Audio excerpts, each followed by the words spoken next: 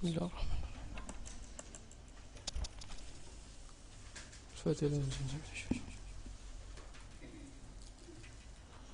Surah Al-Fatihah.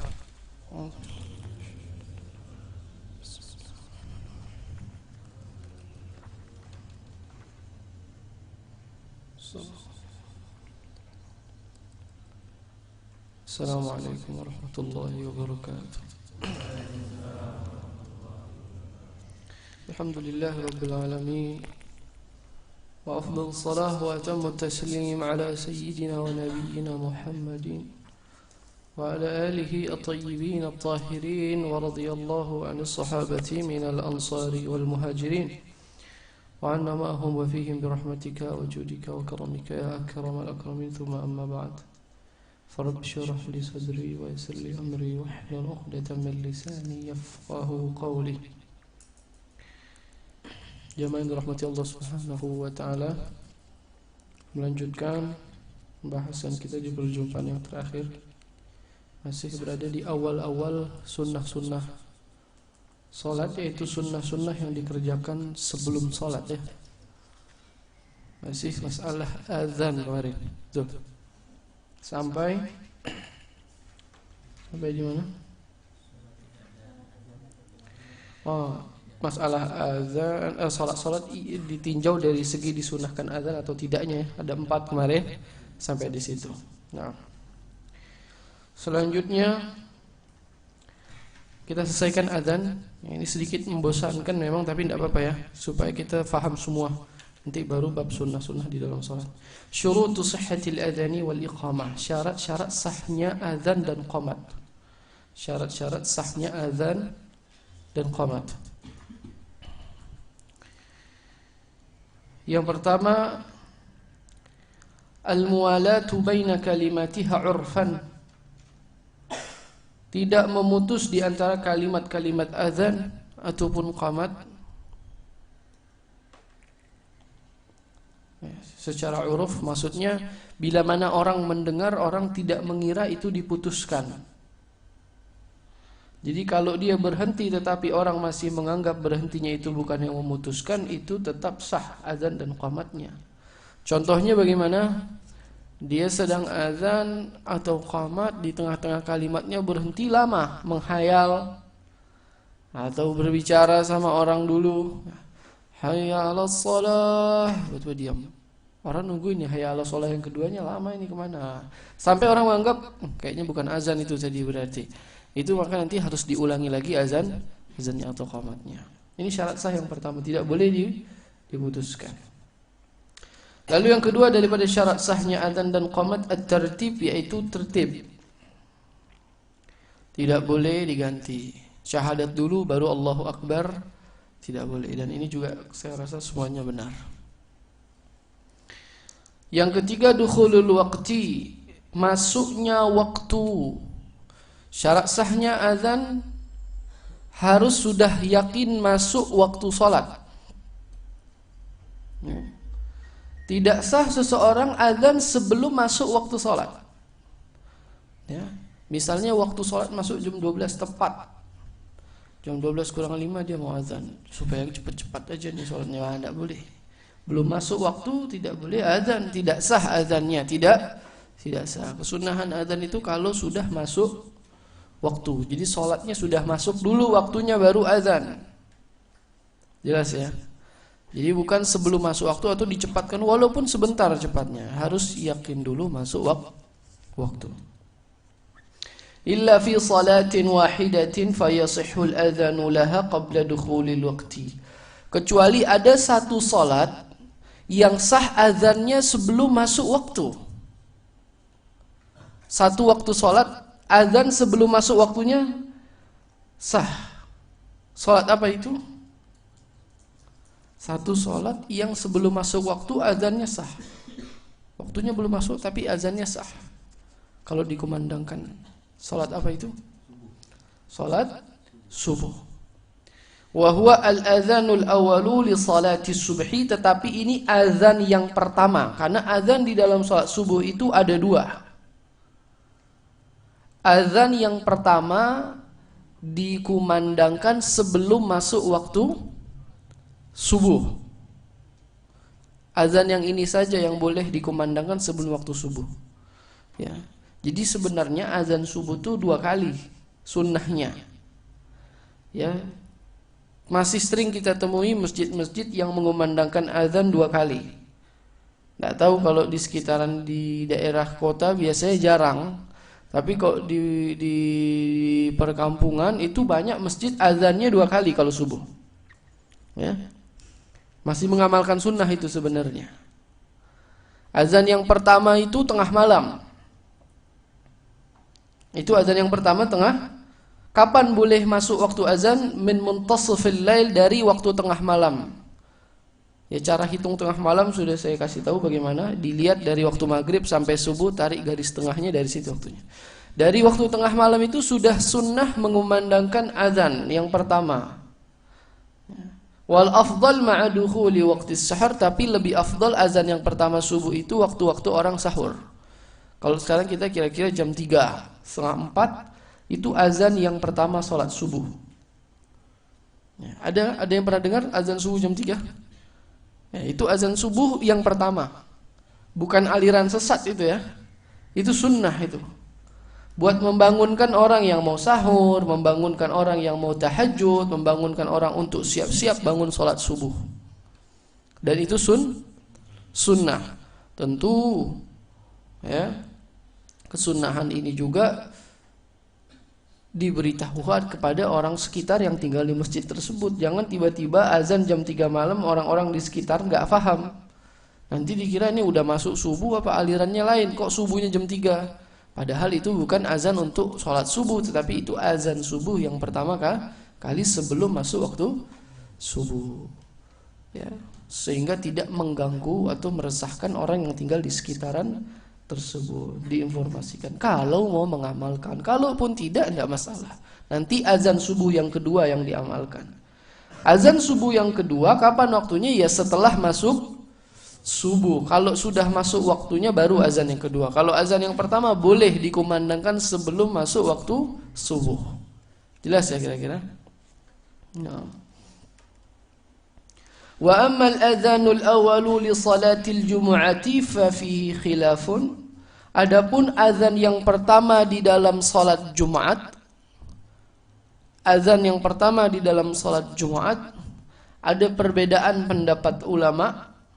Wal mu'tamadu an yakuna ba'da dukhulil waqti, yang mu'tamad yang dikokohkan dengan dalil yang kuat harus sudah masuk waktu zuhur. Walaupun ada yang berpendapat sebelum masuk waktu zuhur sudah boleh azan yang pertama pada saat hari Jumat.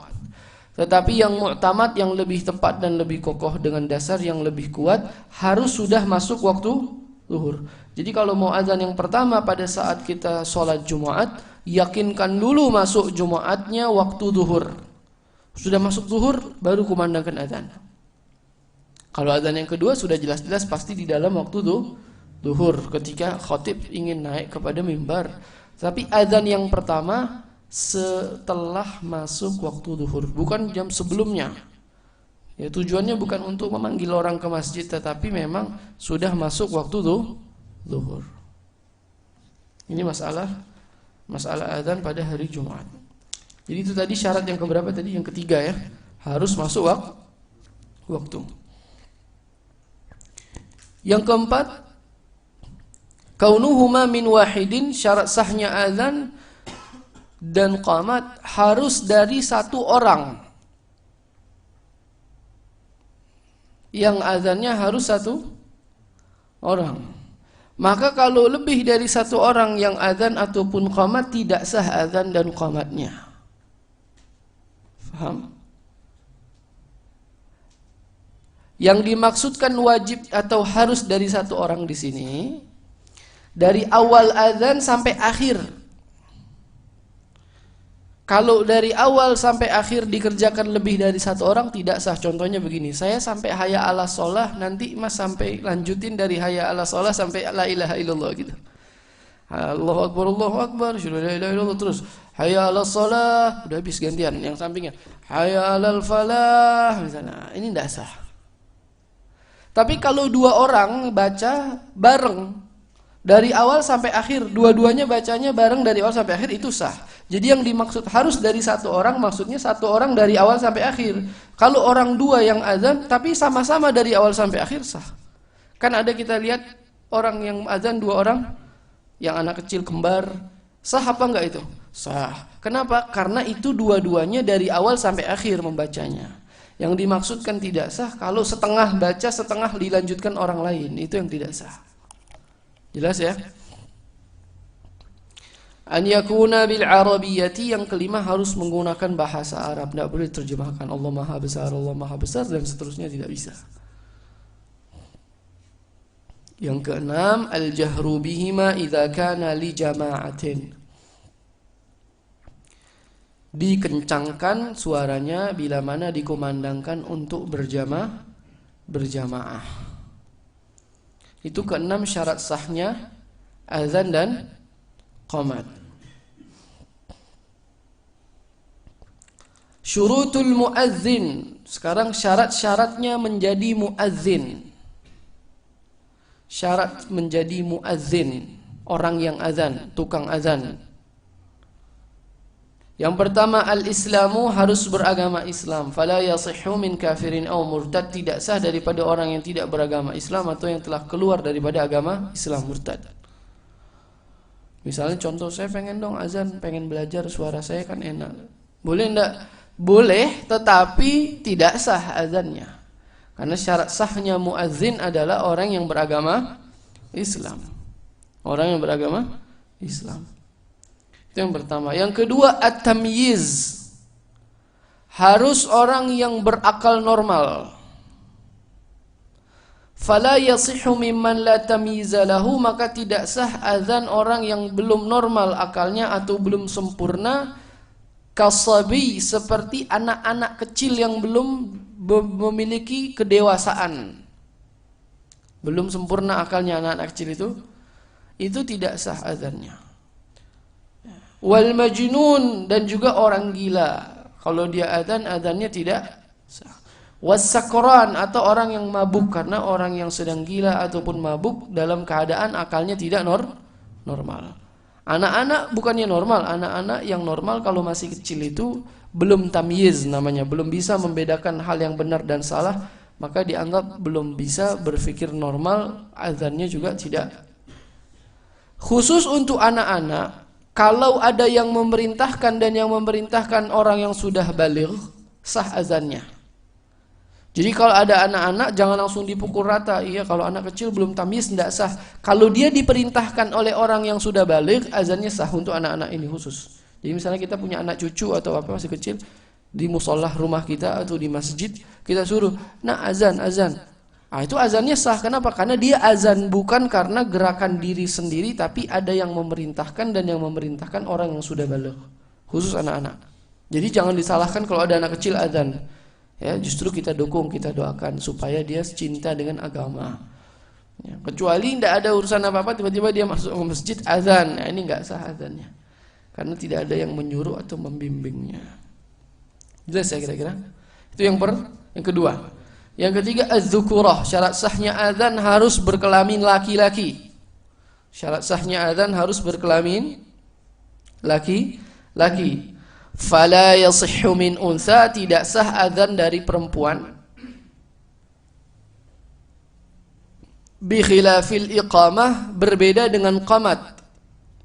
Fatusannu minhuma li nafsihima aw li jama'atin nisa. Kalau qamat perempuan, laki-laki boleh. Tapi kalau azan tidak sah perempuan azan. Karena syarat sahnya muazzin harus berkelamin laki-laki. Maka tidak ada perempuan jadi muazzin, itu tidak ada. Tapi kalau qamat, laki-laki ataupun perempuan sama kesunahannya. Kalau perempuan berjamaah sesama perempuan, disunnahkan untuk qamat. Atau perempuan salat bersama laki-laki yang mahramnya, seperti keluarganya dia, tetap disunnahkan bagi dia qamat. Jadi kalau suami istri salat berjamaah, apakah istrinya qamat? Istrinya qamat. Suaranya bagaimana? Suara orang qamat normal, tidak usah diam. Kecuali sholat sama laki-laki yang asing, ajnabi, maka yang qamat orang laki-laki. Tapi kalau perempuan sama perempuan berjamaah, qomat.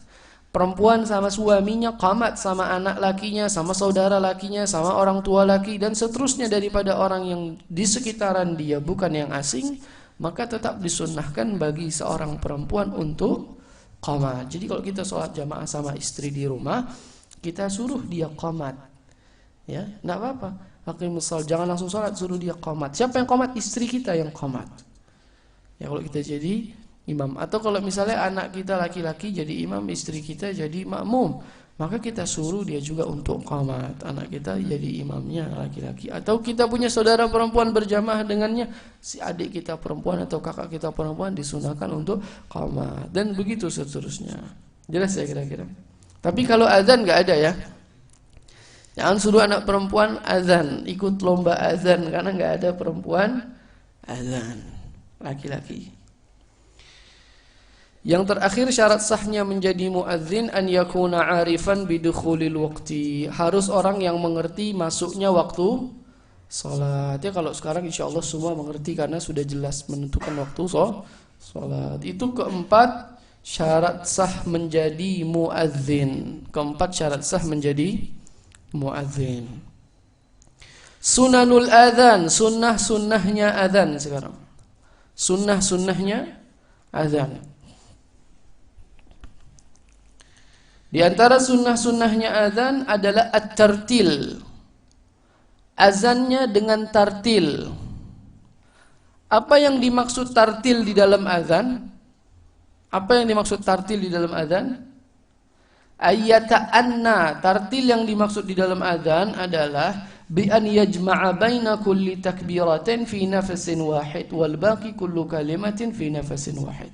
Tartil di dalam adzan yang disunnahkan maksudnya adalah menggabungkan dua takbir dengan satu nafas. Menggabungkan dua takbir dengan satu nafas, dan sisa kalimatnya satu kalimat satu nafas. Faham?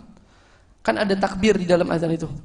Allahu Akbar, Allahu Akbar. Itu dua takbir digabungkan. Jadi bagaimana cara bacanya? Allahu Akbar, Allahu Akbar. Satu nafas. Sisa kalimatnya satu kata satu nafas. Khusus untuk takbir digabungkan. Sunnahnya begitu. Itu yang dimaksud dengan tartil. Contohnya begini. Allahu Akbar, Allahu Akbar. Itu dua dijadikan satu nafas. Selanjutnya satu-satu. Asyhadu an la ilaha illallah sendiri. Asyhadu an la ilaha illallah sendiri. Asyhadu anna Muhammadar Rasulullah sendiri. Asyhadu anna Muhammadar Rasulullah sendiri. Terus sampai di akhir lagi takbir Allahu Akbar, Allahu Akbar. Dua takbir digabung jadi satu dengan satu nafas. La ilaha illallah sendiri. Jelas ya kira-kira? Itu yang dimaksud dengan tartil. Tapi kalau ada orang nggak tartil boleh nggak? Ya boleh, cuman tidak sunnah. Contohnya gimana? Allahu Akbar satu, Allahu Akbar satu. Berarti dia nggak menggabungkan takbirnya itu. Asyhadu an la ilaha illallah satu, dan seterusnya dia satu-satu. Afdalnya bagaimana? Sunnahnya tartil. Kalau takbir Allahu Akbarnya dua digabungkan satu nafas. Allahu Akbar sendiri, lalu sisanya satu-satu. Jelas? Ini sunnah. Lalu diantara sunnahnya adzan raf'us saut likai yakuna ablagh fil i'lam. Disunnahkan mengencangkan suara. Jangan adzannya Allahu Akbar ya. Nah, kedengeran, supaya semakin orang tahu, kencangkan suara ketika azan. Di antara sunnahnya juga taskinur ra fi takbiratil ula wa taskinuha fi takbiratil tsaniyah. Mensukunkan ra di dalam takbir yang pertama dan kedua. Huruf ra-nya dalam kalimat akbar yang di akhirnya itu disukun, bacanya mati. Allahu Akbar, begitu bacanya.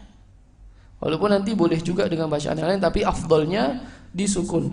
Allahu Akbar, keduanya disukun, dimatikan bacaannya. Itu diantara sunnahnya juga. Lalu diantara sunnahnya adzan at-tathwibu fi adzanil fajri. Pada saat azan subuh untuk membaca taswib. Apa itu taswib? Bacaan as-salatu khairum minan naum. Itu namanya tathwib. Sunnah di adzan subuh untuk membaca tathwib. Berarti kalau sunnah kalau tidak dibaca boleh atau tidak? Boleh. Seandainya ada orang lupa nggak usah panik ya. Biasa orang yang jarang adzan subuh, tiba-tiba dia adzan subuh, kebawa adzan yang 5 waktu, kebawa adzan yang 4 waktu. Akhirnya kelewatan tidak baca as-salatu khairum minan naum. Ya, minta maaf, mohon maaf tadi kurang ini, diulang lagi, tidak perlu, karena itu hanya sunnah. Kalau kelewatan ya sudah, nggak apa-apa, nggak usah panik, itu hanya sunnah, ya, biasa. Tapi sunnahnya pakai itu kalau kita ingat. Jadi membaca apa? As-salatu khairum minan naum. Itu namanya tathwib. Nah, berapa kali dibaca?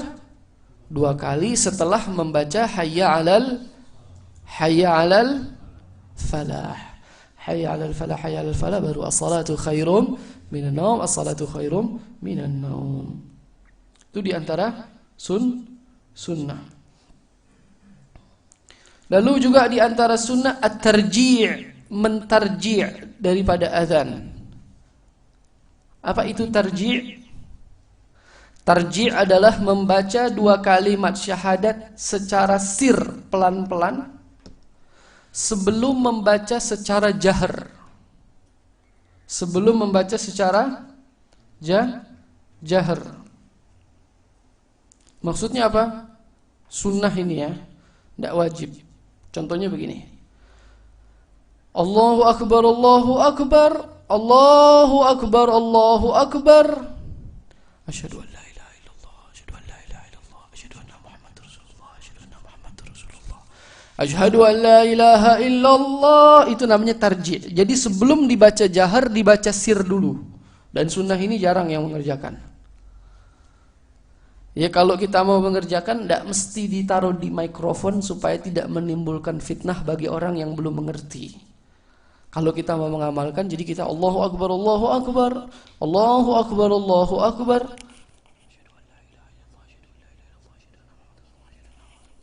Asyhadu an la ilaha illallah. Jadi orang taunya kita azannya normal, padahal kita mengamalkan sunnah. Jadi gitu ya, kalau ada sesuatu yang gharib ini sesuatu yang masih asing oleh orang-orang awam, bukan berarti harus kita tampakkan perbedaan dengan tujuan melihatkan bahwa kita mengerti sunnah yang lain belum mengerti. Ini malah menimbulkan fitnah nanti. Kalau tujuannya supaya syiar, bukan begitu. Caranya datangkan di taklim supaya dibahas, akan difahami. Kalau langsung kita amalkan nanti orang bingung. Azan apa ini? Ya kan? Nah, jadi caranya kalau misal kita mau kan mikrofonnya minggirin dulu. Nah, jadi kita aja namanya itu mengamalkan sunnah. Bukan mengamalkan sunnah untuk pamer malahan nih, saya sunnah nih. Asyhadu an la ilaha illallah, asyhadu an la ilaha illallah. Orang bingung semua tetangga-tetangga. Apa ini katanya kok kayak gini? Padahal itu sunnah tarji' namanya. Biasa kalau di pesantren-pesantren masih kayak gitu diamalkan. Ya beberapa masjid saya dengar juga masih ada yang kayak gitu. Kalau enggak pun enggak apa-apa. Ini cuma sunnah. Jadi baca sir dulu pelan lalu baca jaharnya. Jelas? Baik. Lalu di antara sunnahnya azan juga wad'ul muazzini isba'ihi al-musabbahataini fi udhunih. Bagi orang yang azan untuk menutup kedua lubang telinganya dengan jari telunjuknya kanan dan kiri. Ditutup lubang telinganya. Jadi bukan taruh tangan di pipi sunnahnya. Sunnahnya itu nutup lubang telinga. Kan ada yang kayak gini kan? Loh, ini sunnahnya nggak ada ini. Sunnahnya itu tutup lubang telinganya. Jadi bagaimana begini? Supaya kita tidak mendengar sesuatu selain yang kita baca azan. Jadi bukan sakit gigi kalau ini nanti. Kadang kan orang cuma ikut-ikutan aja kan. Kenapa kayak gini? Ya muazin kayak gini. Ya bukan gini. Itu telinganya yang ditutup lubangnya. Nah, bagaimana caranya pakai telunjuk tutup lubang? Itu sunnah itu ya. Itu sunnah. Lalu juga di antara sunnahnya adzan al-iltifatu indal hay'alati fil adhani wal iqamah fayaltafitu yaminan indal hay'alatil ula wa shimalan indal hay'alatil thaniyah. Iltifat, menengok ke kanan dan ke kiri pada saat membaca dua hayyalah. Hayyalah yang pertama hayya 'alas shalah, hayyalah yang kedua hayya 'alas shalah sama hayya 'alal falah itu disebut dengan hayyalah. Namanya hayyalah. Hayyalah yang pertama hayya 'alas shalah. Kalau hayya 'alas shalah iltifat nengoknya ke kanan. Kalau hayya 'alal falah iltifat menengok ke kiri. Itu sunnah ya. Nengok ke kanan dan nengok ke kiri itu sunnah. Jadi pada saat hayya 'alas shalah nengok ke kanan, hayya 'alal falah nengok ke kiri. Jelas? Ini berlaku pada saat qamat ataupun azan. Berlaku pada saat azan dan juga qamat. Juga di antara sunnahnya azan al-ijabatu minal mustami'i fil adhani wal iqamati walau min junubin. Disunnahkan menjawab azan bagi orang yang mendengarkan azan walaupun dia dalam keadaan berjunub, tetap sunnah menjawab azan. Jadi kalau azan dikumandangkan dan kita mendengar, sunnah bagi kita untuk menjawab. Sunnah bagi kita untuk menjawab. Paham ya kira-kira? Walaupun ini sunnah, tetapi kesunahan ini sangat dianjurkan untuk tidak ditinggalkan. Ya, untuk tidak ditinggalkan. Jangan sampai kita mendengar azan tapi tidak menjawab azan tersebut. Ya. Ini khusus yang ini kalau bisa jangan sampai ketinggalan nih. Ya, Al-Imam An-Nawawi, Al-Imam As-Suyuti juga dan banyak para ulama mengatakan orang yang mendengarkan azan tapi tidak menjawab panggilan azan, yukhsha anhu, dikhawatirkan dia mati dalam keadaan su'ul khatimah. Di antara penyebab orang mati dalam keadaan su'ul khatimah semasa hidupnya mendengarkan azan tapi tidak menjawab azan. Jadi kalau bisa azan didengar jangan sampai enggak dijawab. Gitu, sesibuk apapun kita, berikan kesempatan untuk menjawab panggilan Allah Subhanahu wa taala. Ini bukan saya yang bilang, para ulama, dan ini mujarrab. Mujarrab itu artinya teruji. Teruji maksudnya mereka mengatakan seperti itu karena sudah kejadian banyak orang yang meninggal dunia matinya su'ul khatimah dalam keadaan yang tidak baik. Dicari penyebabnya adalah karena semasa hidupnya sering mendengarkan azan tapi enggak dijawab-jawab azan sama dia. Lewat kosong begitu saja. Ya, ini mohon perhatian bagi orang yang mendengarkan azan. Ya, jawablah sebentar, itu kan enggak lama. Ya. Sibuk apapun kita, sesibuk apapun, karena ini Allah yang sedang memanggil. Sombong sekali kita. Nanti ketika kita butuh bantuan minta sama Allah, ketika Allah panggil kita tidak pernah dengar, bahkan tidak mau menjawab. Ya, buru-buru datang ke masjid, jawab aja enggak. Ya, kalau udah enggak bisa datang ke masjid, setidaknya jawab dululah panggilan tersebut, jawab. Gitu ya. Jawab. Kasih waktu luang sebentar untuk menjawab. Tadi yukhsha anhu, dikhawatirkan dia matinya su'ul khotimah. Ngeri ya. Mati su'ul khotimah ini enggak main-main. Lebih ngeri dari apapun yang kita pikirkan. Jadi di antara penyebabnya itu suka dengar azan. Dan kita suka lalai itu. Biasa aja ada yang sibuk pakai handphone, ngobrol, padahal juga yang disibukin tidak tanjur sibuk kadang-kadang. Berhenti dulu sesaat, jawab.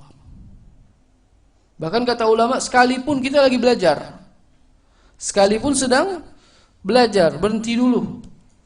Walaupun dalam masalah belajar dibolehkan menunda menjawab azan bagi orang yang sedang belajar bila mana pelajarannya terputus, khawatir akan terjadi kesalahpahaman. Maka boleh kita selesaikan dulu pembahasan, nanti selesai pembahasan baru jawab azan.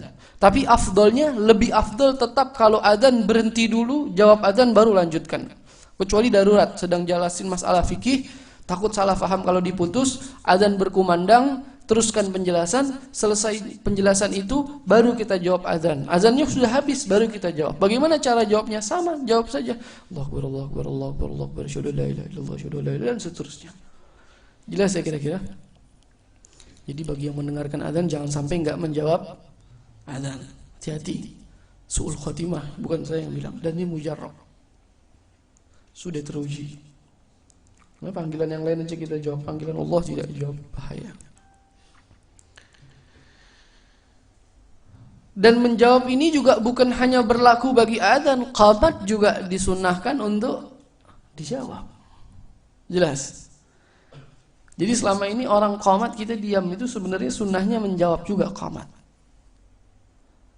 Pada saat qamat sunnahnya menjawab. Maka itu nanti diantara sunnahnya ketika orang qamat kita jangan dulu berdiri, kecuali memang sudah dalam keadaan berdiri dari awal. Tapi kalau kita sedang dalam keadaan duduk, jangan langsung berdiri. Pada saat qamat kita duduk, jawab dulu qamatnya. Kapan berdiri? Ada pendapat yang mengatakan selesai qamat baru berdiri. Pendapat kedua pada saat qad qamatis shalah kita berdiri. Bukan orang Allahu Akbar udah diri rame-rame. Ini lebih afdal dan sunnahnya duduk dulu, duduk. Ya, lagi baca Allahu Akbar kita jawab Allahu Akbar, Allahu Akbar, asyhadu an la ilaha illallah. Qad qamatis shalah, kalau mau berdiri silakan atau tunggu sampai selesai la ilaha illallah baru berdiri. Khusyuk nanti salatnya jadi. Enggak buru-buru. Jelas saya kira-kira. Nah. Tadi kita berbicara masalah menjawab azan. Jawabannya azan bagaimana? Sama seperti apa yang diucapkan oleh muadzin. Allahu Akbar, jawabannya Allahu Akbar.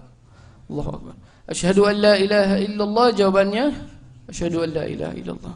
Asyhadu anna Muhammadar Rasulullah, jawabannya asyhadu anna Muhammadar Rasulullah. Tapi kalau ingin yang lebih bagus lagi, jawabannya ketika diucapkan asyhadu an la ilaha illallah, ketika diucap asyhadu anna Muhammadar Rasulullah, boleh jawab asyhadu anna Muhammadar Rasulullah, boleh jawab yang lebih bagus lagi, jawabannya wa ana asyhadu anna Muhammadar Rasulullah, raditu billahi rabban wa bi Muhammadin nabiyya wa bil islami dina.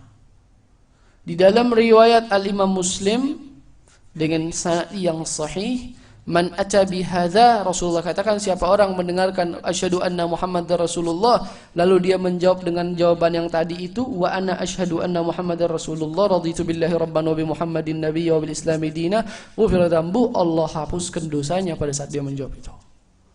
Pendek itu ya. Pendek bisa dihafal itu. Tambahin wa ana depannya. Kan asyhadu anna Muhammadar Rasulullah, tambahkan wa ana, dan aku bersaksi juga.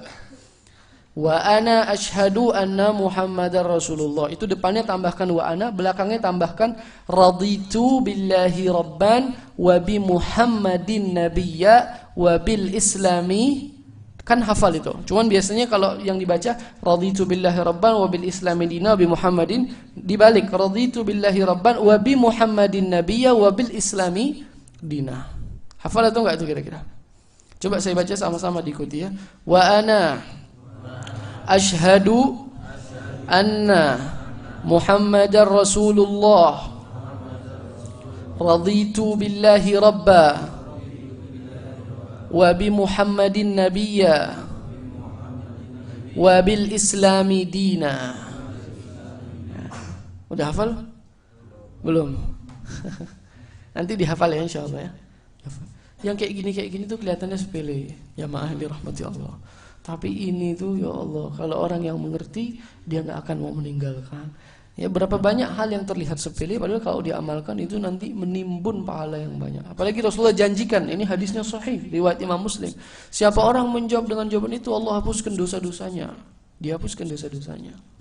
Ya, bersih nanti kita habis jawab adzan jadi bersih kembali. Ya, cuma tambahkin wa ana sama di belakangnya raditu billahi rabban wa bi Muhammadin nabiyya wa bil islami di dina. Jelas atau enggak itu kira-kira?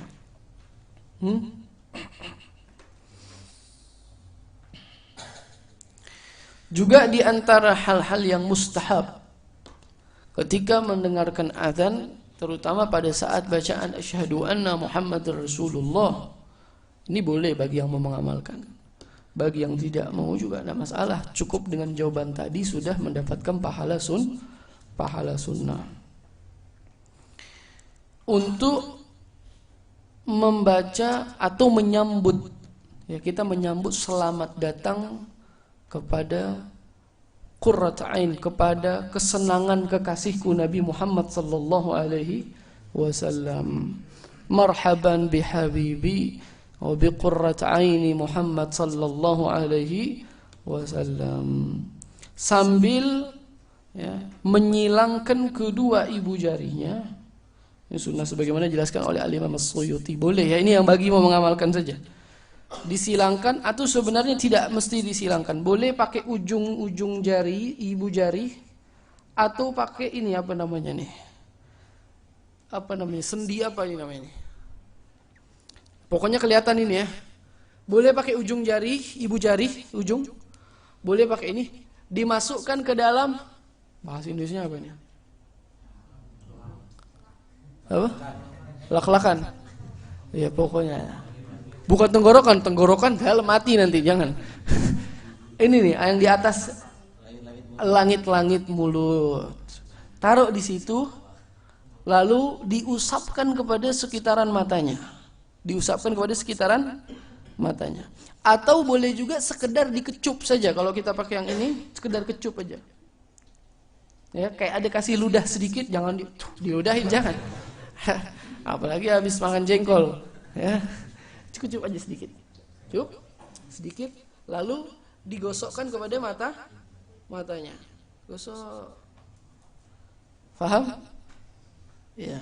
Kalau misalnya susah masukin ke dalam, ntar orang liatin aneh, ya. Nah, pakai di sini aja, kecup di sini. Disilangkan, tidak mesti juga disilangkan. Ya. Kalau kita nggak silangkan boleh nggak boleh. Ya, tapi afdolnya disilangkan. Silangkan begini maksudnya. Hah? Jadi yang kanan di kiri, yang kiri di kanan. Lalu nanti diusapkan kepada matanya. Jelas? Jelas atau enggak ini kira-kira?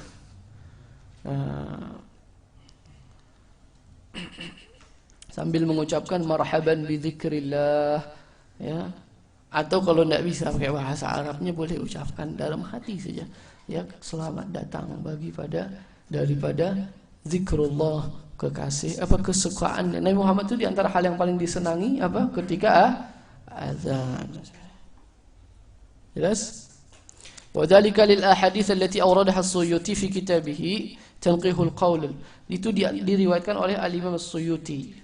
Penjelasan tadi itu ada beberapa hadis yang menjelaskan kesunahannya, diriwayatkan daripada Al-Imam As-Suyuti dan juga Asy-Syanwani di dalam Hasyiah Mukhtasar Sahihil Bukhari. Takut nanti ada yang mengira ini apa enggak sunnah. Lah, itu ada dalil-dalil kesunahannya daripada kitab Mukhtasar Sahihil Bukhari, dan juga dijelaskan oleh sahib Hasyiah I'anatul Talibin dalam kitab Hasyiah I'anatul Talibin As-Sayyid Bakri Syata, juga menukil daripada para ulama akan kesunahan mengusap kedua matanya dengan cara seperti itu ketika mendengar asyhadu anna Muhammadan Rasulullah. Jelas saya kira-kira.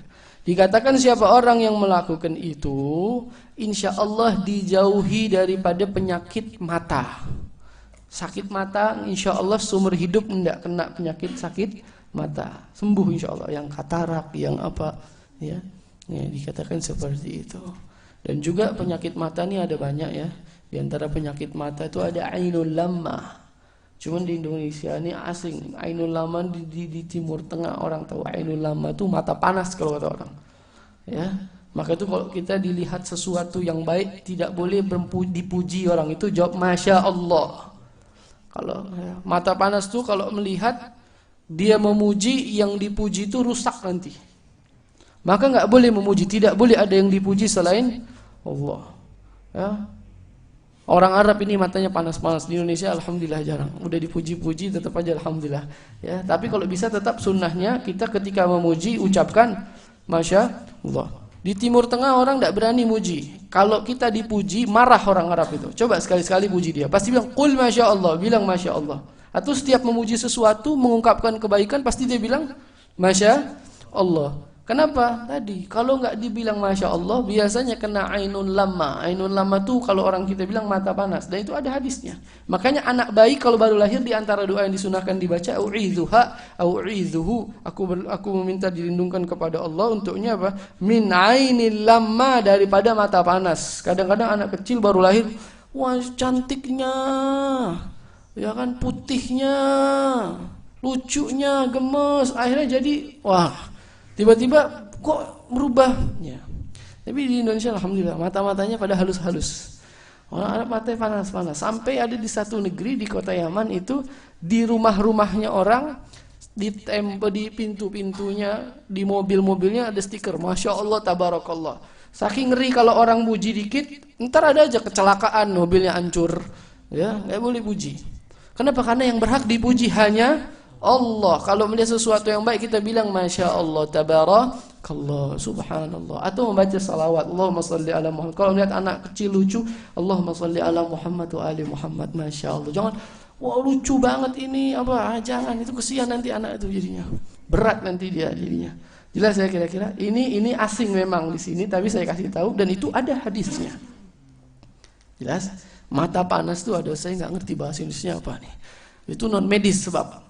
Ya, tapi dan Rasulullah kita percaya apa yang dikatakan oleh Rasulullah karena kita beriman dengan Nabi Muhammad sallallahu alaihi wasallam. Ya, ada satu kisah. Ya, di satu kota, di kota ini terkenal satu negeri orang ini semuanya matanya mata panas. Ya, matanya tajam-tajam. Jadi nggak berani muji itu. Satu dengan main kalau ada sesuatu yang pokoknya mobilnya apa semua, Masya Allah tabarakallah, punya motor atau bilang Masya Allah. Pokoknya setiap ngomong mesti Masya Allah tabarakallah. Karena kalau nggak ngomong itu terkena mata panas. Mata panas ini kalau dipuji hancur dia, rusak. Orang ganteng dibilang ganteng langsung jelek dia. Orang bener. Betul. Iya. Iya betul. Orang cantik dipuji-puji masih bagus kalau cuma jadi jelek. Ada satu kisah seorang anak kecil baru mulai beranjak remaja, ya, selesai mandi, orang ini kan anak-anak biasa kalau habis mandi cium tangan bapak ibunya, ya kan?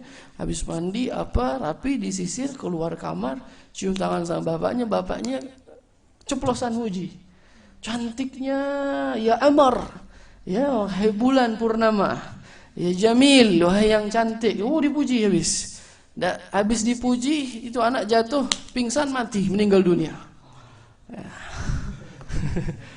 ya mungkin ya, kayak gitu tuh. Nggak boleh, kita nggak boleh memuji, cuma memuji Allah Subhanahu wa Ta'ala. Coba ke timur kalau lagi umrah, lagi haji atau pergi ke negeri Arab. Coba kalau ada barang dagangan puji coba. Mesti marah orangnya nanti. Dia nggak mau dipuji. Ntar ada aja bangkrut lagi barangnya dia. Ya nggak boleh misalnya. Bagus sekali. Hada jamil jiddan ya akhi. Ngomong kayak gitu pasti langsung dia bilang qul masya Allah, bilang masya Allah. Jangan kayak gitu. Atau dia pasti sallu ala nabi, suruh selawat. Kalau kita muji gitu pasti orang itu marah. Bukannya seneng. Kalau kita di sini, wah gantengnya. Iya. Untung matanya nggak ada yang panas ya. Anaknya cantik. Makasih, bisa aja nih. Bukan gitu jawabannya, Masya Allah. Langsung kembalikan kepada Allah. Nggak boleh. Jelas ya. Nah, itu ada hadisnya jadi. Dan anak kecil kalau baru lahir doakan seperti Rasulullah. Kalau anak kecil lahir disuruh kita doakan wa'idhuha min syarri syaitan. Kita minta perlindungan Allah daripada syaitan. Min syarri ma khalaq, daripada setiap makhluk yang daripada keburukannya. Wa min ainin lamah, dan daripada mata panas. Kenapa anak-anak bayi? Ya. Anak-anak bayi itu biasanya kalau baru lahir, di antara adatnya para ulama tidak dikeluarkan, tidak boleh keluar rumah sebelum 40 hari. Gak boleh ada orang lihat sebelum 40 hari. Masih kecil. Kenapa? Masih kecil sekali dia. Mata-matanya manusia nih kadang-kadang yang lihat macam-macam. Jadi jangan salah paham kadang-kadang kalau ada orang baru punya anak, gak dikeluar-keluarin ini anaknya, kenapa? Bukan. Itu di antara sunnah, di antara mustahab yang dikerjakan oleh para ulama. Nah, bahkan ada kalau misalnya di Yaman atau di negeri-negeri seperti Syam, anak kecil tidak boleh keluar sebelum 40 hari. Itu keluar untuk keluarganya sebelum 40 hari, bukan buat tetangga-tetangga. Maksudnya tante-tantenya yang dekat juga tidak ngelihatnya itu di rumah, di dalam kamar, tidak dikeluarkan.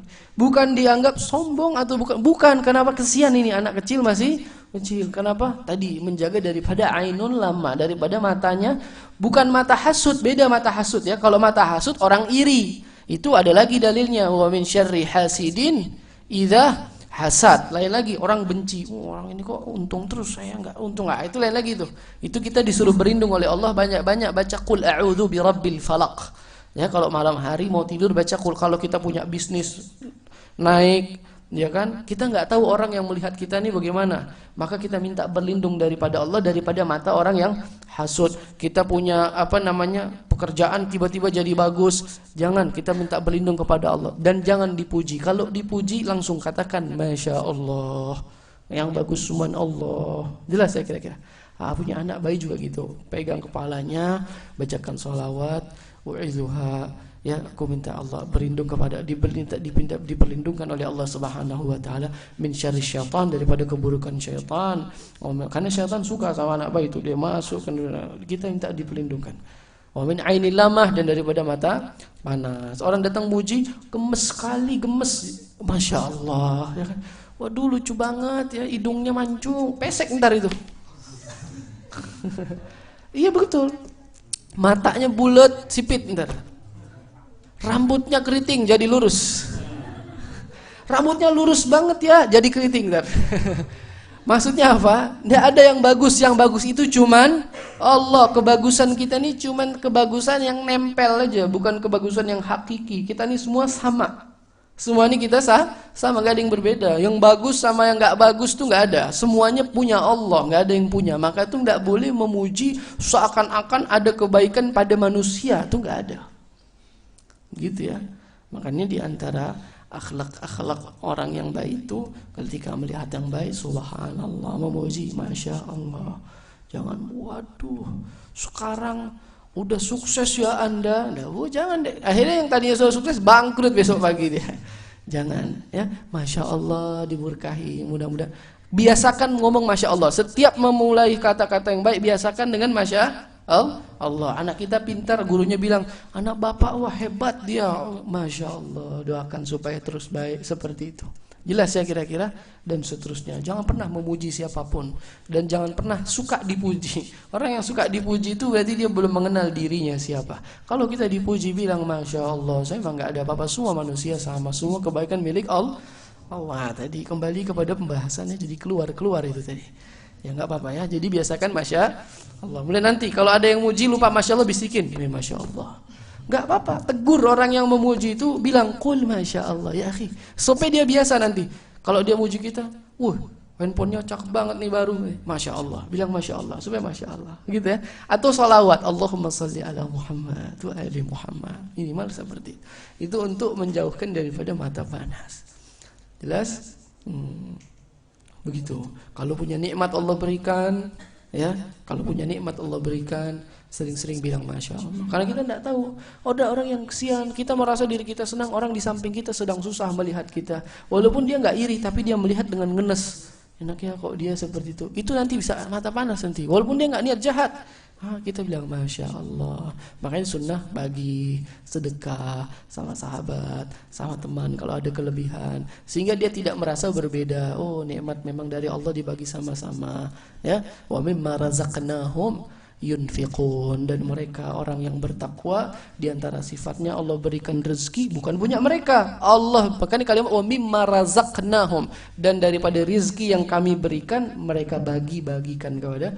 Jadi bukan punya orang. Begitu juga ilmu, begitu juga kemanfaatan apapun, semua kebaikan hanya milik Allah. Kembali ke pembahasan. Jadi tadi kalau mau lebih afdol lagi, diusap di matanya sambil pada saat menjawab bacaan kalimat asyhadu anna Muhammadan Rasulullah. Jelas ya kira. Kalau enggak, cukup tadi dengan wa ana asyhadu anna Muhammadan Rasulullah, raditu billahi rabban wa bi Muhammadin nabiyya wa bil islami dina. Taib. Itu pada saat wa asyhadu anna Muhammadan Rasulullah. Kalau pada saat hayya 'alas shalah dan hayya 'alal falah, menjawabnya dengan la haula wa la quwwata illa billah. Menjawabnya dengan hauqalah. Hauqalah itu bacaan la haula wa la quwwata illa billah. Pada saat mendengar hayya 'alas shalah, la haula wa la quwwata illa. Hayya 'alal falah, la haula wa la quwwata illa billah. Wa ba'dhum yaqul al-afdalu al-jam'u bainal hay'alati wal hauqalah. Sebagian ulama mengatakan lebih bagus lagi digabung. Dijawab dulu sesuai bacaan, baru la haula wala quwata illa billah. Jadi pada saat hayya 'alas shalah, hayya 'alas shalah, la haula wala quwata illa billah. Hayya 'alal falah, hayya 'alal falah, la haula wala quwata illa billah. Ini boleh digabung, atau mau jawab langsung juga la haula wala quwata illa billah boleh. Jelas ya kira-kira? Nah, terus kalimat selanjutnya Allahu Akbar, jawabannya sama. Allahu Akbar, Allahu Akbar. La ilaha illallah, jawabannya juga sama. La ilaha illallah. Jelas kira-kira? Wa an yaqula al-mujibu 'inda taswib, kalau ketika taswib subuh, as-salatu khairum minan naum. Jawabannya apa? Kalau yang lain sudah kita tahu. Pada saat as-salatu khairum minan naum, jawabannya apa itu? As-salatu khairum? Jawabannya sama? Tidak. Jawabannya bukan as-salatu khairum minan naum. Pada saat dibilang as-salatu khairum minan naum, jawabannya adalah sadaqta wa bararta wa bil haqqi nataqta. Hafal apa enggak ini kira-kira? Belum pernah jawab pakai yang itu ya? Ya, jawabannya bukan as-salatu khairum minan naum, as-salatu khairum minan naum. Jawabannya adalah sadaqta wa bararta wa bil haqqi nataqta wa ana ala dzalika minasyahidin. Panjang? Kalau belum hafal panjang. Kalau udah hafal pendek itu yang tadi jadi. Sadaqta wa bararta wa bil haqqi nataqta wa ana ala dzalika minasyahidin. Benar yang kamu ucapkan. Kamu memang benar, gitu ibaratnya. Kita membenarkan ucapan orang pada saat as-salatu. Bukan orang bilang salat itu lebih baik dari tidur, kita jawab salat itu lebih baik dari tidur. Bukan. Pada saat orang bilang salat itu lebih baik daripada tidur, ya kenikmatan salat lebih nikmat daripada kenikmatan tidur, kita katakan benar apa yang engkau ucapkan wahai muadzin. Sadaqta. Ya, wabil haqqi nataqta, yang kamu ucapkan itu adalah hak. Wa ana ala dzalika minasyahidin, dan aku atas hal itu termasuk daripada orang-orang yang bersaksi. Jelas ya kira-kira. Kalau tidak bisa panjang, jawabannya begini aja. Sadaqta wa ana ala dzalika minasyahidin. Tapi kalau bisa semua tadi itu lebih afdal. Coba ya. Sadaqta. Sadaqta wa ana ala dzalika minasyahidin. Nah, itu kalau nggak bisa yang panjang itu aja. Tapi kalau bisa panjang, sadaqta wa bararta. Orang lagi as-salatu khairum minan naum. Sadaqta wa bararta wa bil haqqi nataqta wa ana ala dzalika minasyahidin. Itu jawabannya. Ya nak dinikmatin nih, ibadah ini dinikmatin ya. Pagi-pagi subuh dengar azan tuh ya nak. Sadaqta, benar, engkau memang nikmatnya sholat itu lebih nikmat daripada kelezatan orang tidur. Walaupun kita masih belum beneran ngomong itu. Walaupun wa ana ala dzalika minasyahidin itu artinya dan aku benar bersaksi atas hal demikian. Padahal kalau ditanya enakan tidur apa sholat, lezatnya. Tapi setidaknya kita membenarkan ucapan orang itu. Walaupun kita belum mampu merasakan kenikmatan itu. Ya kan? Kalau tanya sebenarnya nikmat mana? Ya kalau saya sih jujur aja lebih enak rasanya tidur daripada rasanya sholat. Tapi setidaknya kita membenarkan ucapan orang itu bahwa sebenarnya kelezatan sholat itu mengalahkan kelezatan di tidur. Dan aku bersaksi atas hal demikian. Nanti Allah bantu kalau kita sudah bersaksi atas itu. Orang ini benar meyakini bahwa nikmatnya sholat lebih enak dari tidur. Nanti dia benar-benar merasakan kenikmatan sholat sehingga tidur nggak ada lagi rasa nikmatnya. Orang azan bangun. Ngantuk kayak gimana aja, wah ini sholat nikmat lebih enak daripada tidur. Ya, jadi itu dibaca. Jelas saya kira-kira sampai sini. Baik, itu pada saat taswib. Ya, jadi itu bacaan yang kita jawab kalau mendengarkan azan. Usahakan untuk dijawab, jangan sampai tidak dijawab. Habis itu setelah selesai menjawab azan disunnahkan membaca doa. Doa. Apa doanya? Semuanya hafal? Allahumma rabb hadhihi ad-da'wah tammah was-salatil qa'imah, dan seterusnya. Hafal itu ya. Hadis Nabi Muhammad wasilah wal fadilah wa syaraf ad-darajat al-'aliyah ar-rafi'ah wa ba'thu maqam al-mahmud alladhi wa'atahu innaka la tukhliful mi'ad. Itu dibaca, jangan sampai enggak dibaca. Dibaca. Ini doa yang diajarkan oleh Nabi Muhammad SAW. Nanti cari tulisannya. Yang nggak punya tulisannya cari tulisannya, baca. Kalau belum hafal taruh di kantong, setiap ke masjid lagi dengar azan buka aja baca dulu. Nggak apa-apa, orang liatin, orang ngapain baca doa pakai ditulis-tulis. Nggak apa-apa, sibukkan diri kita dengan yang bermanfaat untuk diri kita. Nggak usah pusing sama orang yang tidak mengerti akan kemanfaatan kebaikannya. Kita cuma bantu mendoakan saja, semoga semua orang menjadi baik. Ya, tapi kalau orang nanti saya malu lihat orang, nggak usah malu. Ya malu sekarang tuh nggak apa-apa daripada nanti malu di hadapan miliaran makhluk di persidangannya Allah. Fulan, kamu nih saya lihat kok setiap ada azan nggak pernah nyaut. Tuh ini lebih malu lagi nanti kalau digituin kan di hadapan semua manusia. Giran minta istri cantik, minta uang banyak, minta ini. Azan kok nggak nyaut-nyaut. Waduh, malu ketahuan semua aibnya nanti. Mendingan malunya sekarang nggak apa-apa. Apalagi malu dalam kebaikan. Nggak apa-apa. Kecuali kita frontal mengganggu orang itu tidak boleh. Kalau sekedar baca doa di samping orang, Allahumma rabb hadhihi. Paling orang bingung dikit, kok sampai bawa kertas gitu. Nanti dia termotivasi malahan kan. Oh iya, saya juga belum pernah jawab doa selama ini ya. Saya nulis termotivasi. Jadi tidak usah malu.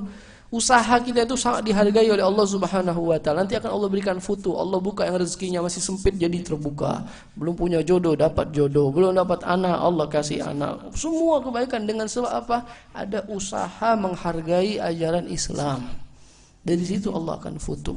Di antara sebab turunnya rahmat kepada seorang hamba, bagaimana bentuk penghargaannya dia kepada agama. Kalau kepada agama tidak memiliki penghargaan, maka dia tidak menghargai dirinya. Seseorang yang tidak menghargai dirinya belum layak mendapatkan kebaikan kehidupan dunia. Kenapa dirinya saja belum mampu dihormati? Bagaimana ketika dia memiliki fasilitas yang banyak, takutnya tidak bisa menghormati nikmat itu juga akan merusak nikmat tersebut, maka belum diberikan. Gimana supaya diberikan? Hargai diri kita. Bagaimana menghargai diri? Kita beragama, muliakan agama ini. Sesuatu yang sepele-sepele jangan ditinggalkan. Jawab azan tuh dikit ya. Enggak mesti mengangkat besi, enggak mesti obak pikiran kita kemana-mana. Cuman sekedar Allahu Akbar, Allahu Akbar. Cuman sekedar Allahumma rabba hadhihi da'wati tamma wa salatil qa'imah. Baca sedikit. Jelas ya kira-kira? Setelah membaca doa itu yang innaka la tukhliful mi'ad tadi sampai di situ, wa yazidu, lalu melanjutkan membaca doa lagi. Ini kalau punya kesempatan ya. Tapi saya sarankan yang ini juga jangan ditinggalkan, yaitu membaca doa Allahumma inna nas'aluka al-afwa wal afiyah fid dunya wal akhirah. Pendek doanya.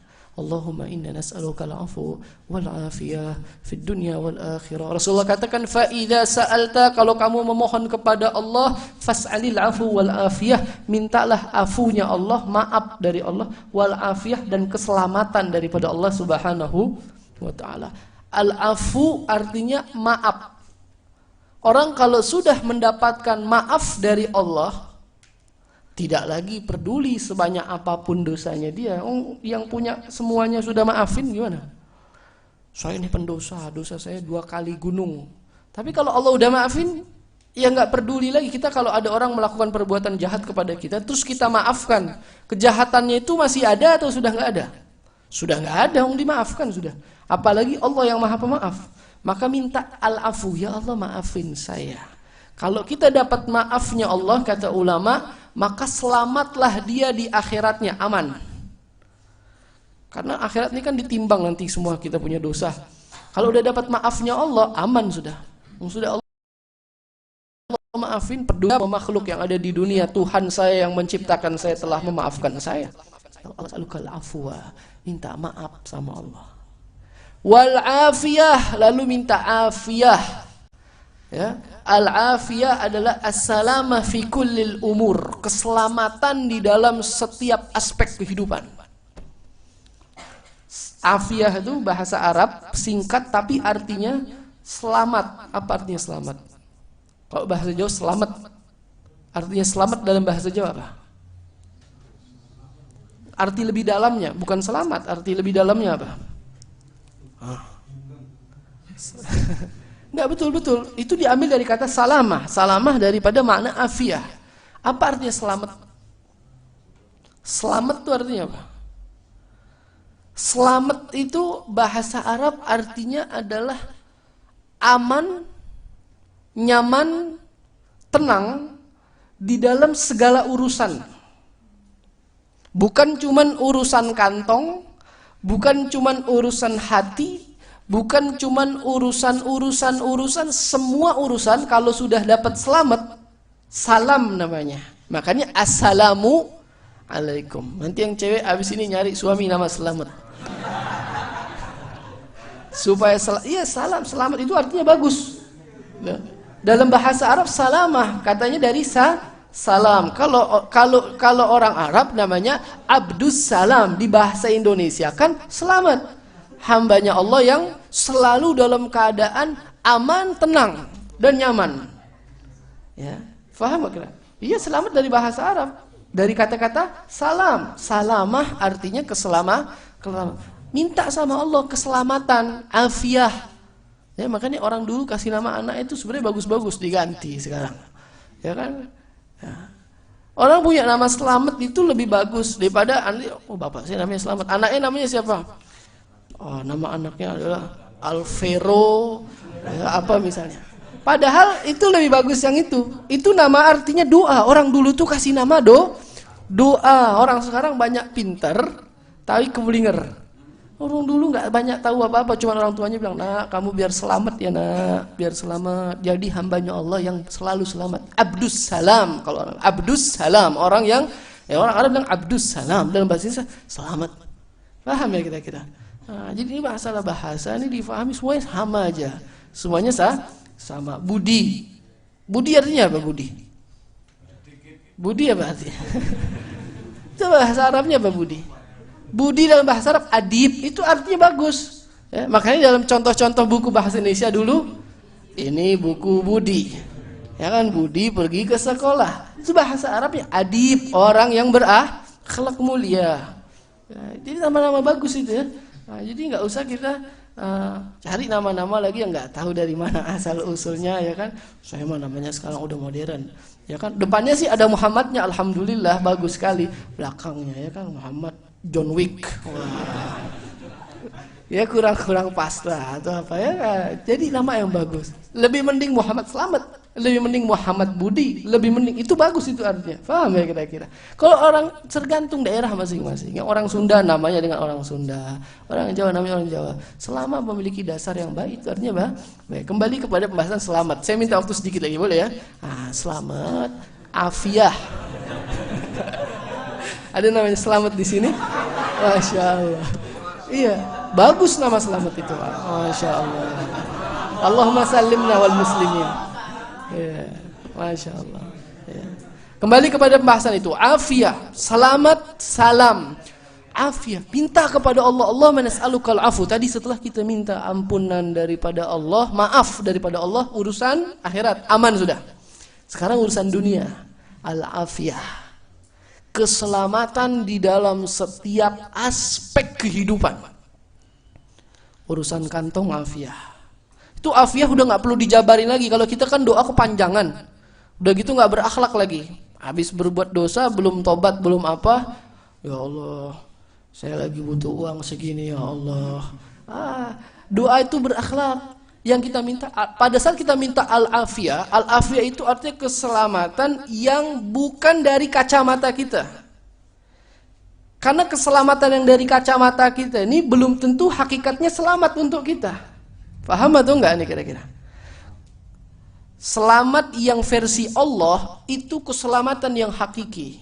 Contohnya begini, ya Allah, saya minta supaya diterima di kantor itu untuk bekerja. Saya udah masukin CV ke situ ya Allah.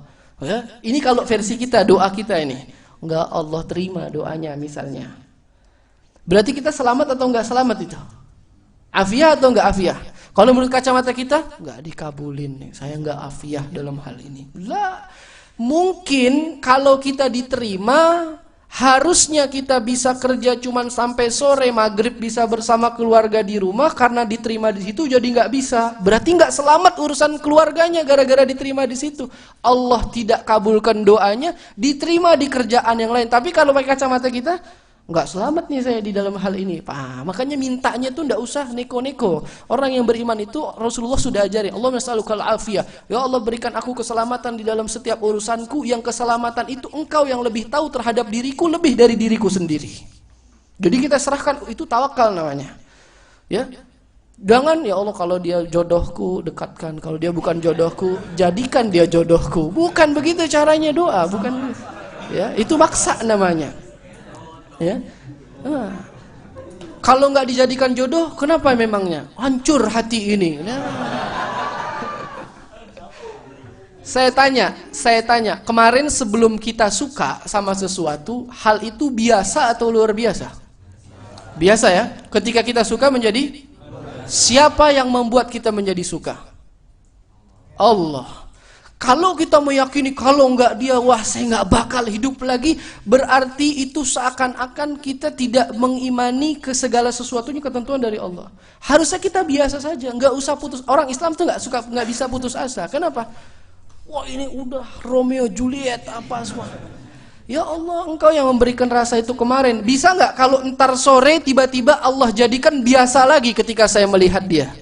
Dan besok pagi saya melihat orang yang kemarin biasa jadi luar biasa, lebih luar biasa daripada saya melihat dia. Takwa, itu iman namanya. Jadi nggak ada putus asa, nggak perlu putus asa. Saya lihat banyak yang semangat masalah bahasa ini. Nanti perlu pembahasan sendiri ya. Keluarga sakinah, insya Allah nanti kapan-kapan kita bahas. Jadi biasa saja, nggak usah putus asa dalam hal apapun. Jadi itu doanya tuh, Allahumma nas'alukal afwa wal afiyah. Udah terserah Allah lah, Allah yang paling tahu lah urusan. Wah hari ini pemasukan saya kenapa sekian, nggak kayak biasanya. Itu sebenarnya kita lagi afiah. Mungkin kalau kita dapat lebih dari biasanya seperti biasanya, kita sudah punya niat untuk mentasarrufkan, mengeluarkan kelebihan tersebut kepada hal yang nggak baik. Akhirnya nggak Allah kasih, akhirnya kita jadi tetap di rumah, akhirnya kita jadi punya keafiahan bersama keluarga. Itu jadi harus dilihat timbang semua kebaikan-kebaikan yang tidak bisa kita, karena kita ini manusia, saya kasih tahu, psikologi manusia itu akan menilai sesuatu yang hanya terlihat jelas di depannya. Dia tidak bisa mampu melihat sesuatu yang tertutup yang ada di belakang apa yang dia hadapi. Ketika kita menginginkan sesuatu yang baik, hanya apa yang ada di depan kita, belum berarti yang di balik itu akan baik. Tetapi ketika kita menyerahkan kepada Allah, Allah yang lebih tahu dengan kehidupan kita, yang ini, yang di belakang, di samping-sampingnya. Ma wara'al awraq kalau bahasanya. Apa yang di balik kertas sudah terlihat dan diketahui. Jangan kita mensikapi diri ini hanya apa yang ada di kertas ini, masih ada halaman-halamannya. Jadi jangan pernah berputus asa terhadap berdoa kepada Allah. Bagaimana caranya? Mintalah sebanyak-banyaknya apa yang kita inginkan. Bila mana tidak sesuai dengan keinginan kita, sadarilah itu bahwa keinginan kita itu mungkin ada sesuatu yang tidak baik, tidak afiah, tidak salamah, tidak selamat. Yang ada afiah, ada salamah, ada keselamatan di balik tidak diberikannya keinginan kita tersebut. Jelas ya kira-kira. Jadi pahami ini doa ini. Nanti kapan-kapan kita bahas ya. Saya ingin bahas satu kalimat daripada doa ini. Panjang ya. Insyaallah nanti satu waktu ya kita bahas keluarga sakinah, kita bahas doa ini ya. Nas'alukal afu. Hafal ya, hafalkan, saya harap hafalkan. Jadi habis doa tadi itu, dan ini doa boleh dibaca kapanpun. Kalau kita habis sholat mau baca doa bingung banyak-banyak, ini aja. Ini doanya pendek tapi sempurna. Kalau kita sudah dapat maafnya Allah di akhirat, dapat segala keselamatan di kehidupan dunia, kira-kira aman atau enggak nih kira-kira? Aman. Dunianya aman, selamat semua. Akhiratnya udah dapat maaf. Maka kita menjadi orang yang berbahagia. Jadi pendek. Allahumma inna nas'alukal afwa wal afiyah fid dunya wal akhirah. Nabi itu kalau ngajarin nggak mungkin nggak bagus. Pasti yang terbagus. Wah ini mau saya udah hafal dari dulu, dari masih kecil loh. Terus kenapa? Pahami artinya. Saya maunya sukanya yang panjang. Itu yang panjang-panjang. Ya, itu yang panjang-panjang karena bahasa buatan manusia biasa. Nabi nggak suka panjang-panjang. Ada satu sahabat doa dari subuh sampai mau siang. Rasulullah panggil, kamu nih masih muda, nggak kerja. Ya Rasulullah, saya ini punya keinginan banyak-banyak. Ya Rasulullah, saya loh nggak usah gitu. Gimana caranya? Diajarin doa pendek. Ini intinya, ya begitu.